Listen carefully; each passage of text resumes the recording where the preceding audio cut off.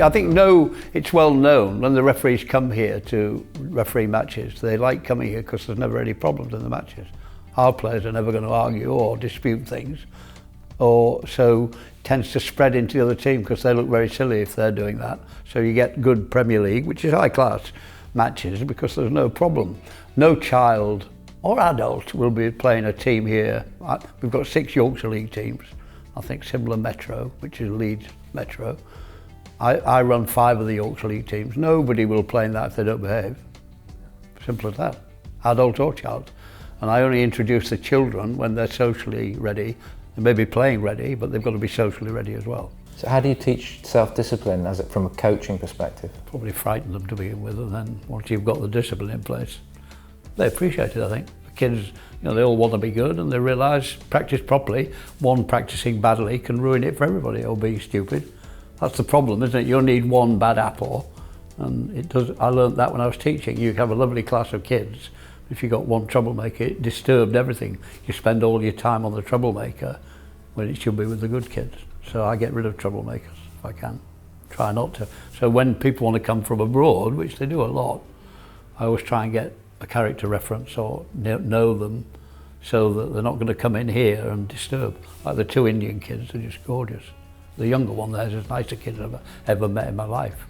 14, 15, just beautiful boys. Mannered, fun, great fun. And you've noticed that when some of my younger lot, about like Logan and 1 or 2 of his pals, they would take them on court, hit with them. You didn't ask them, they'd just go and do it. Wonderful kids, and so that's lovely when you get kids coming from India, and they're a joy, isn't it? They're great players as well, lovely quality players, but great kids. Well, I don't know, I mean, Sean Moxham, who brought the 24 Americans, coached David Palmer, so he had a high reputation as a coach, but I only knew him as David's coach, and James and David were like locked. Not that you any antipathy or anything, but I'd never got to know him. When he now is in charge of a club in New York, and he came and we spent time together, great bloke. So balanced, it was about people, about the kids, not just about making squash players, but the whole person, which is what I hope we do a bit of here. And that was lovely. You meet a bloke like that, and I've got great respect for him. And I think I would go for people that are interested in people first, I think. We all want good players, don't we? Because we get a bit of the glory. But in the end, I like it when referees come and say they like coming here because nobody argues. I like it when I can play kids in adult teams because I know they'll conduct themselves properly. So, for instance, I've got a team this year in the Yorkshire Men's Senior League with 3 girls in from 16, Layla and another girl the same age. They'll play regularly because I know they'll conduct themselves properly.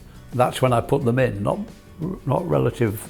They've got to be good enough to play, but if they're socially, I've got 1 or 2 players that socially are not up to it, they're good enough, they won't play till they're socially ready. So it's about people in the end, isn't it? In the end, life is about people, it's about relationships, and isn't it? Above everything, above the achievements and everything. So welded into the coaching, I hope, people matter to us.